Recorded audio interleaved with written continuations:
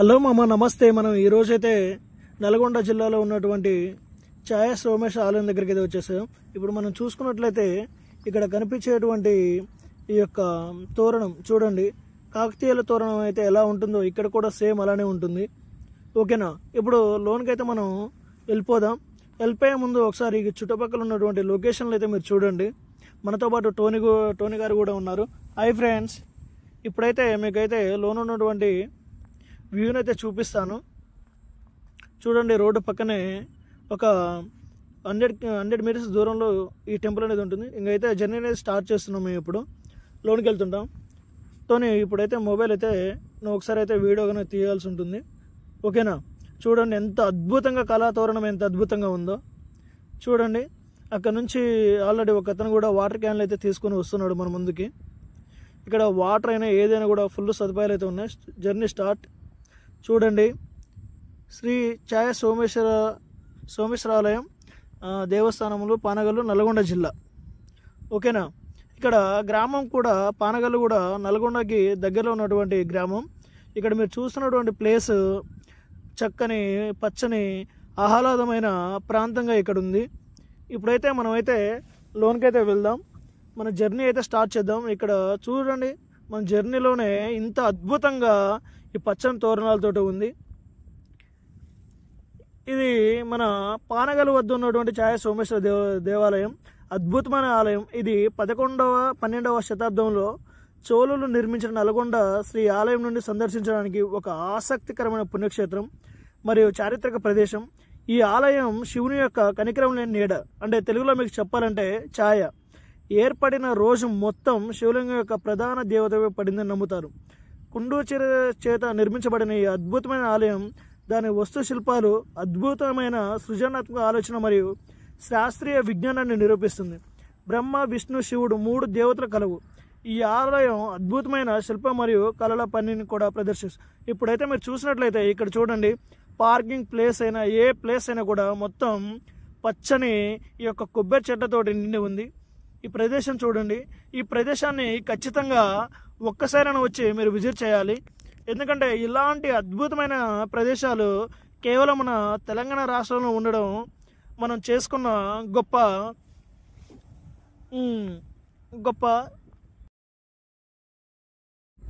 అదృష్టం.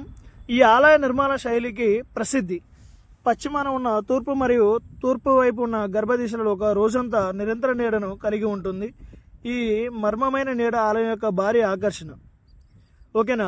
ఇప్పుడైతే టెంపుల్లోనికి అయితే వెళ్తున్నాం. చూడండి, మన పార్కింగ్ ప్లేస్కైనా దేనికైనా కూడా ఇక్కడ రేకుల షెడ్ కూడా ఏర్పాటు చేయడం జరిగింది. ఇప్పుడు మీరు చూసిన ప్రదేశం అంతా కూడా ఇక్కడ టెంపుల్లో ఉన్నటువంటి ముందు భాగంలో ఈ యొక్క షెల్టర్ అనేది ఏర్పాటు చేయడం జరిగింది. మనం ఇక్కడ సేద తీరాలన్నా కూడా ఇక్కడ చూడండి, మన టోనీ గారు కూడా మనతో పాటు గుళ్ళోకి అయితే వస్తున్నారు. ఇక్కడ చట్టబద్ధమైన హెచ్చరిక, బహిరంగ ప్రదేశాల్లో బైకులు అలాంటివి. ఇప్పుడైతే మనం అయితే స్టార్ట్ చేసి లోనికి వెళ్తున్నాం. ఇక్కడ మీరు ముందుగా చూసుకున్నట్లయితే మనకి గుడిలోకి ఎంట్రన్స్ కాగానే ఇక్కడ అంశాలతోటి ఒక వెల్కమ్ అనేది మనకి ఇక్కడ ఇవ్వడం జరుగుతుంది. అంశాలు చూడండి, ఎంత ఆహ్లాదకరమైన వాతావరణంలో కోనేరు పక్కన అంశాలు, ఈ కోనేరు చుట్టూ పచ్చని తోరణాలలాగా మనకి కొబ్బరి చెట్లు అనేవి కనిపిస్తున్నాయి కదా. ఇక్కడ మీరు చూసుకున్నట్లయితే ఈ దేవాలయానికి సంబంధించిన ఒకటి ఇక్కడ నోటీస్ బోర్డు ఒకటి పెట్టడం జరిగింది. ఇది తెలంగాణ రాష్ట్ర పురావస్తు శాఖ వాళ్ళు ఏర్పాటు చేసిందిగా మనం గుర్తించవచ్చు. ఇక్కడ పానగల్లు రాజధానిగా కుందూరు చోళులు నేను ఎవరైతే చెప్పానో వాళ్ళకి సంబంధించిన ఇక్కడ నోటీస్ పెట్టడం జరిగింది. ఇక్కడ చూడండి, చాలా మంది భక్తులు ఈ టెంపుల్ చూడడానికైతే ఈ టెంపుల్ దగ్గరికి రావడం జరిగింది. ఇక్కడ చూసినటువంటి మీరు ప్రతి ఒక్క ప్రదేశం కూడా ఒక ప్రత్యేకతను కలిగి ఉంటుంది. మెయిన్గా ఈ టెంపుల్కి ఎదురుగా మీరు చూసుకున్నట్లయితే ఈ యొక్క కోనేరు చూడండి ఎంత అద్భుతంగా ఇక్కడ ఉందో. ఇప్పుడు ఒకసారి అయితే మనం అయితే టెంపుల్ ముందు నుంచి అయితే నడుచుకుంటూ రావడం జరుగుతుంది. జస్ట్ ఏదో షాంపిల్గా అయితే వీడియో తీయడం జరిగింది. ఓకేనా ఫ్రెండ్స్? ఎందుకంటే ఈ ఆహ్లాదకరమైన ప్రాంతంలో ఇలా చేస్తే బెటర్ అనిపించి నేను చేయడం జరిగింది. చూడండి, కోనేరు చూడండి ఎంత అద్భుతం. టోనీ గారు కూడా మనతో పాటు ఈ వీడియోలో అలా నడుచుకుంటూ వస్తున్నారు. టోనీ, ఇప్పుడైతే మనం అయితే టెంపుల్లోకి అయితే వెళ్తున్నాం. ఇక్కడ చూడండి, ఆల్రెడీ చాలా మంది భక్తులు కూడా ఈ యొక్క ప్రదేశాన్ని అయితే సందర్శించడానికి వచ్చారు. ఇక్కడ ఫోటోలు దిగడానికి కూడా ఎంతో స్పెషల్ అయినటువంటి ప్లేసెస్ కూడా ఉన్నాయి. ఇప్పుడైతే మనం చూస్తున్న ప్రదేశం మొత్తం కూడా గుడి బయట ఉన్నటువంటి కోనేరు ముందులో ఉన్నాం మనం. ఇప్పుడు లోనికైతే వెళ్దాం. వెళ్ళే ముందు మళ్ళొకసారి మీకు కోనేరు చూపిస్తున్నాను. ఎందుకంటే కోనేరు ఏ ప్రాంతంలో చూసినా, ఏ టెంపుల్ దగ్గర చూసినా కోనేరు అనేది మనకు స్పెషల్గా కనిపిస్తుంది. నేనైతే ప్రెసెంట్ ఇప్పుడు టెంపుల్ లోనికి అయితే వెళ్తున్నాను. ముందుగా ఈ యొక్క కోనేరు దగ్గర నేను చూసినట్లయితే ఈ కోనేరులో చాలా రకాల చేపను కూడా ఈ కోనేరులో ఉంచడం జరుగుతుంది. అలాగే ఇక్కడికి వచ్చినప్పుడు ప్రతి ఒక్క భక్తులు కూడా ఈ యొక్క టెంపుల్లోకి వెళ్ళే ముందు ఈ యొక్క కోనేరులో ఉన్నటువంటి నీళ్ళని కొన్ని చేతులు కడుక్కొని, కాళ్ళు కడుక్కొని, నెత్తి మీద పోసుకొని, తలనీళ్ళలాగా పోసుకొని లోనికి వెళ్ళిపోతుంటారు. కోనేరు చూడండి, కరెక్ట్గా టెంపుల్కి ఎదురుగానే ఉంటుంది. ఇప్పుడు ప్రజెంట్ మనమైతే టెంపుల్ ముందు భాగంలోనే ఉన్నాం. ఎందుకంటే ఈ యొక్క ప్రదేశాన్ని, ఇంత ఆహ్లాదకరమైన ప్రదేశాన్ని మనం ఎక్కడ కావాలి ఇంకెక్కడ కూడా చూడలేం. నేనైతే ప్రజెంట్ నీళ్ళతోటి చేతులు కడుక్కొనేసి నెత్తి మీద 2 నీళ్ళ చుక్కలు అనేది వేసేసుకొని లోనికి వెళ్ళడానికి రెడీగా అయితే ఉన్నాను. ఓకేనా? ఎందుకంటే మనం ఎన్నో ప్రదేశాలను తిరుగుకుంటూ వస్తుంటాం కాబట్టి ఇలా చేయడం మంచిది. ఇప్పుడు ప్రజెంట్ అయితే లోనకైతే నా జర్నీని అయితే స్టార్ట్ చేస్తున్నాను. ఫ్రెండ్స్, మీరు ఇలాగే నన్ను సపోర్ట్ చేస్తూ ఉండాలి. ఓకేనా? టెంపుల్ అయితే మీకైతే నేను చూపించబోతున్నాను. ఈ టెంపుల్ చూడండి ఒకసారి. ఇక్కడ శిలాపలకం అనేది ఒకటి ఏర్పాటు చేయడం జరిగింది. ఇలాంటి శిలాపలకాలు ప్రతి టెంపుల్ ముందు ఉంటాయి. ముందుగా మనకైతే భావితరాల కోసం పెట్టినటువంటి తెలుగు భాష ఎక్కడే చూడండి. మనం తెలుగు భాషలో ఉన్నటువంటి ఈ తెలుగును కూడా చదవడం చాలా కష్టపడుతుంటారు. మన మాతృభాష అయినటువంటి ఈ తెలుగు సరిగా చదవకపోవడం చాలా బాధాకరమైన విషయం. అలాగే హిందీ కూడా ఇక్కడ ఏర్పాటు చేయడం జరిగింది. ఎందుకంటే ఎక్కడెక్కడ ఎన్నో రాష్ట్రాల నుంచి కాకుండా కొన్ని దేశాల నుంచి కూడా ఇక్కడికి వస్తుంటారు. కింది భాగంలో అయితే హిందీ అయితే రాయడం జరిగింది. ఓకేనా ఫ్రెండ్స్? చూడండి, మీకు ఇంకా దగ్గరికి లైవ్లో అయితే వీడియోని జూమ్ చేసి మీకు చూపించడం జరుగుతుంది. ఇక్కడ చూడండి, త్రికూటాలయంగా గణతికెక్కిన ఈ ఆలయంలోని పడమటి గర్భగుడిలో ప్రతిఫలించే ప్రపంచ ప్రసిద్ధమైన ఛాయ నాటి సాంకేతిక కౌశలానికి ప్రతీక. చూడండి, అప్పట్లోనే ఈ యొక్క వాళ్ళ నాలెడ్జ్ని ఇంత ఘనంగా యూజ్ చేస్తారంటే మనం వాళ్ళ కింద ఎలా ఉంటామో చూడండి. ఓకేనా?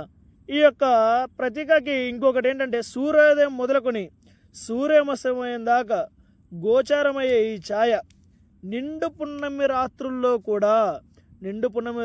కూడా కనువిందు చేయడం ఒక అంతు చిక్కని అద్భుతం. ఇది కేవలం పగటిపూట మాత్రమే కాకుండా రాత్రి పూట, అంటే రాత్రి సమయంలో కూడా ఈ యొక్క ఛాయ అనేది మనకు కనిపిస్తూ ఉంటుంది. ఓకేనా? ఇది మరి అద్భుతం కాక ఇంకేంటండి చెప్పండి ఒకసారి. ఓకేనా? చూడండి, మీకు క్లారిటీగా నేనైతే మాట్లాడకుండా మీకైతే వీడియోని అయితే చూపిస్తున్నాను నేను. ఇప్పుడైతే టెంపుల్లోకి అయితే వెళ్ళిపోదాం. ఇంకా ఇక్కడ తమ్ముడు వాళ్ళు కూడా ఉన్నారు. ఒకసారి ఇక్కడ ఒక బామ్మ అయితే ఒక తమ్ముని అయితే తీసుకొని వస్తుంది. ఆ తమ్ముని ఒకసారి హాయ్ చెప్పమని చెప్దాం.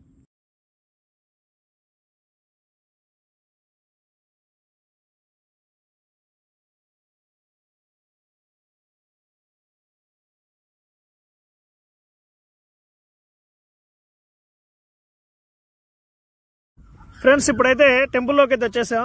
ఈ టెంపుల్ యొక్క వ్యూని అయితే చూడండి. టెంపుల్లో ఉన్నటువంటి భాగాల్లో చుట్టూ కూడా గ్రాస్ తోటి చక్కటి ప్రదేశాన్ని అయితే ఇక్కడ మనకి కనిపించడం జరుగుతుంది. ఈ యొక్క ప్రదేశంలో ఎన్నో టెంపుల్స్ వెళ్తుంటాం, కానీ మన దగ్గరలో ఉన్న టెంపుల్కి అయితే మనం అయితే విజిట్ చేయలేము. చూడండి, ఛాయ సోమేశ్వర ఆలయం, నల్లగొండ జిల్లా, పానగల్లు గ్రామం. ఓకేనా? చూడండి, టెంపుల్ దగ్గరికి అయితే వచ్చేసాం. టెంపుల్ వ్యూ చూడండి, మొత్తం కూడా ఎక్కడ చూసినా కూడా ఈ యొక్క రాయితోటి కట్టినటువంటి ఈ కట్టడం కన్ను విందుగా ఉంది. ఇక్కడ చుట్టూ చూడండి, మొత్తం ఎక్కడ చూసినా కూడా రాయితోటి కట్టినటువంటి ఈ యొక్క కట్టడాలు మాత్రం కనిపిస్తున్నాయి. ఇక్కడ శ్రీ అభయాంజనేయ స్వామి దేవస్థానం అయితే ఉంది, కానీ దీంట్లో ఎలాంటి విగ్రహాలు అనేవి లేవు. కేవలం రాముల వారి రాముడు, సీత, లక్ష్మణ తండ్రి, మళ్ళీ నెక్స్ట్ అలాగే ఆంజనేయ స్వామి యొక్క విగ్రహాలు మాత్రమే ఇక్కడ మనకి కంటికైతే కనిపిస్తున్నాయి. ఇక్కడ కట్టడం కూడా చూడండి, పెద్ద పెద్ద రాళ్లతోటి. ఓకేనా? పెద్ద పెద్ద రాళ్లతోటి ఆ 11-12వ శతాబ్దంలోనే ఇలా ఉన్నాయంటే ఆ కళాఖండాలు ఇప్పటికీ చెక్కు చెదరనటువంటి ప్రాంతాలుగా ఇక్కడ మన కంటికి కనిపిస్తున్నాయి. ఓకేనా. టెంపుల్ చూడండి, బయట నుంచి చూస్తే ఎంత ఆ గోపురాలు చూడండి.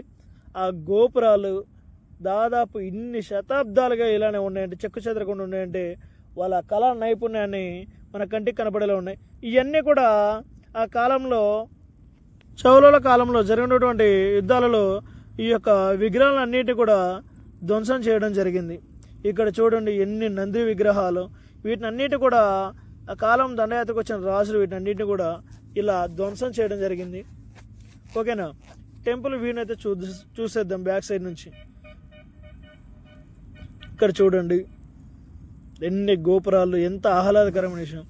జీవితంలో ఎన్నో తిరిగేసి ఉంటారు.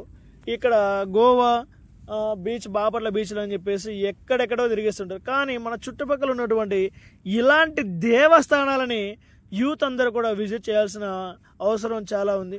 ఎందుకంటే మన తెలంగాణ రాష్ట్రంలో ఉన్నటువంటి ఈ యొక్క కట్టడాలని ఇంకా మనం కాకపోతే ఇంకెవరు చూస్తారు చెప్పండి. ఇప్పుడు మొత్తం కూడా సిమెంట్, ఇటుక, ఐరన్ రాడ్స్ తోటి కట్టారు. కానీ ఇక్కడ మాత్రం కేవలం రాయి కట్టడంతో ఈ యొక్క రాతి కట్టడాలు చూడండి ఎలా ఉన్నాయో.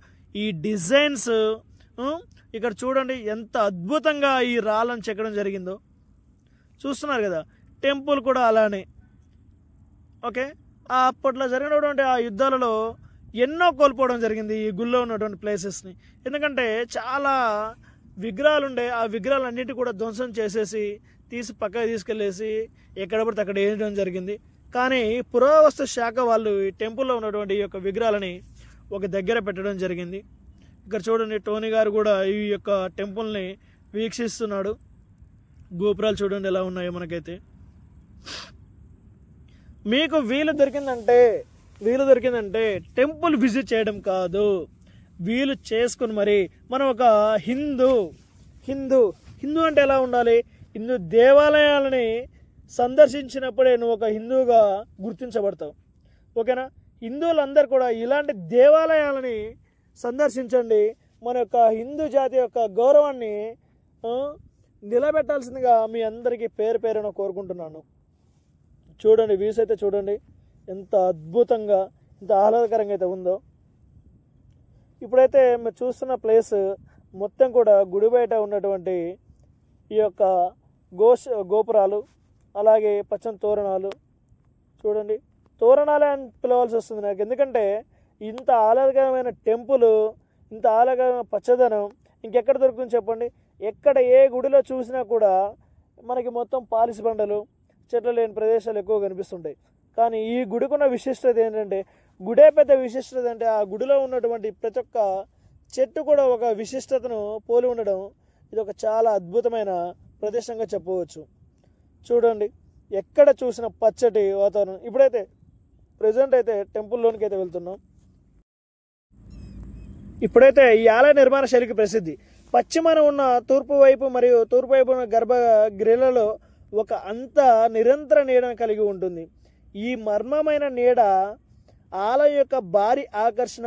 ఈ దేవతపై వచ్చే ఛాయ పవిత్రమైన గది ముందు చెక్కిన స్తంభాలలో ఒకటి నీడలా కనిపిస్తుంది. ఓకేనా.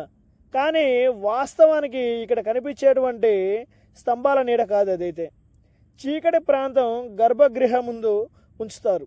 ఓకేనా. అలాగే బహుళ స్తంభాల ద్వారా కాంతి ప్రతిబింబం ద్వారా ఏర్పడుతుంది. మరియు ఇక్కడ మనం చూసినట్టు ఈ తమ్ముళ్ళు అయితే ఈ టెంపుల్కి అయితే విజిట్ చేయడానికి అయితే వచ్చేసారు. ఈ తమ్ముళ్ళు అయితే ఎప్పుడు చూసినా కూడా ఈ టెంపుల్కి అయితే విజిట్ చేస్తూ ఉంటారంట. ఓకేనా.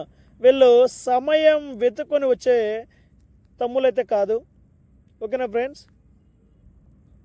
ఇక్కడ చూడండి బహుళ స్తంభాల ద్వారా కాంతి ప్రతిబింబం ద్వారా ఏర్పడుతుంది. మరియు నీడ ఇక్కడ కనిపించేటువంటి ఈ 4 స్తంభాల యొక్క ఏకీకృత నీడ. ఓకేనా. ఇక్కడ మీకు ఏవైతే 4 పిల్లర్స్ కనిపిస్తున్నాయో ఈ 4 పిల్లర్స్ యొక్క నీడ, ఓకేనా, ప్రతిబింబం, ఆ ప్రతిబింబం అక్కడ అనేది కనిపిస్తూ ఉంటుంది. ఓకే. ఈ ఆలయంలో స్తంభాలు చూడండి వ్యూహాత్మకంగా ఉంచుతాయి. ఇవి ఎలా ఉన్నాయంటే అంత అద్భుతంగా ఉన్నాయి. కానీ ఇక్కడ స్పెషల్ ఏంటంటే ఇక్కడ ఈ శివలింగాల మీద పడేటువంటి నీడ రోజంతా ఒకే ప్రదేశంలో వస్తుంది. ఇది ఇంకా హైలైట్ అండి. రోజంతా కూడా ఆ ప్రతిబింబం అనేది ఒక దగ్గరే ఉంటుంది.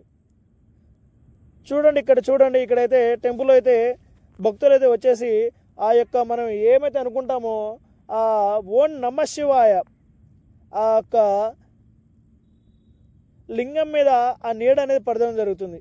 ఏదైతే శివలింగం ఉందో ఆ శివలింగం మీద ఆ ప్రతిబింబం అనేది పడడం జరుగుతుంది. ఇక్కడ భక్తులు కూడా చూడండి, ఇక్కడ మీరు అబ్జర్వ్ చేయండి ఒకసారి.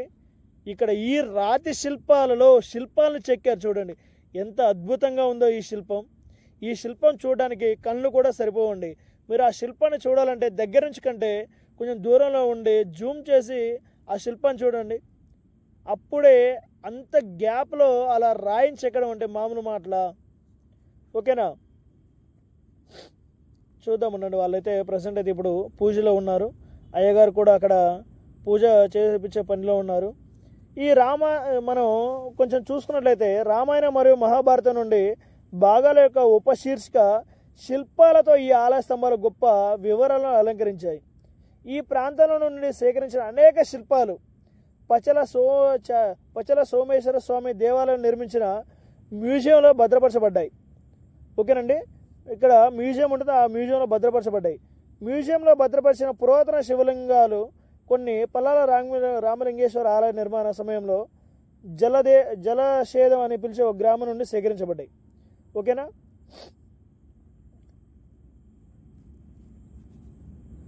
పూజ అయితే చేయించుకుంటున్నా, వాళ్ళని డిస్టర్బ్ చేయడం ఇష్టం లేదు మనకి.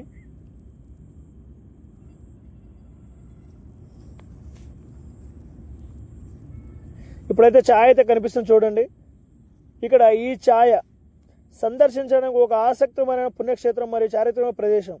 ఈ ఆలయం యొక్క కనికరం లేని నీడ, నేను ఇప్పుడు ఏదైతే చెప్పానో ఈ నీడ ఏర్పడిన రోజు మొత్తం శివలింగం యొక్క ప్రధాన దేవతపై పడిందని నమ్ముతుంటారు ఈ నీడని. ఓకేనా, ఈ యొక్క దేవాలయాన్ని కుండూరు చేత నిర్మించబడిన ఈ అద్భుతమైన ఆలయం దాని వస్తుశిల్పులు అద్భుతమైన మరియు సృజనాత్మక ఆలోచన మరియు శాస్త్రీయ విజ్ఞానాన్ని, వాళ్ళకు ఉన్నటువంటి శాస్త్రీయ విజ్ఞానాన్ని ఇక్కడ ఈ యొక్క ఛాయ అనేది నిరూపిస్తుంది. ఓకేనా, చూడండి ప్రతి ఒక్కటి కూడా ఇంత అద్భుతంగా చెక్కినటువంటి ఈ కళాకారులకు నా పాదాభివందనాలు. ఓకేనా, మన యూట్యూబ్ ఛానల్ సబ్స్క్రైబ్ చేయండి. మరి కొత్త కొన్ని వీడియోల కోసం అయితే మన ఛానల్ని సబ్స్క్రైబ్ చేయండి.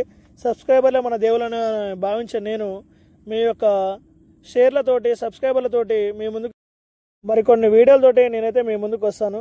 ఓకేనా, మీ సపోర్టింగ్ ఎల్లప్పుడూ నాకు ఇలానే ఉండాలని ఈ శ్రీ ఛాయ సోమేశ్వర స్వామి దేవాలయంలో ఉన్నటువంటి ఈ శివలింగాన్ని మనస్ఫూర్తిగా కోరుకుంటున్నాను.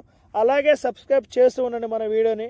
మరికొన్ని హిందూ దేవాలయాలని సందర్శించేలా మీరే నా వెంట ఉండి నడిపించమని నేను మనస్ఫూర్తిగా కోరుకుంటున్నాను. శ్రీ ఛాయ సోమేశ్వర దేవాలయంలో శివలింగం స్వామి ఎవరైతే ఓం నమ శివాయ అనుకుంటారో వాళ్ళందరికీ కూడా ఓం నమ శివాయ. Thank you to all. Bye friends.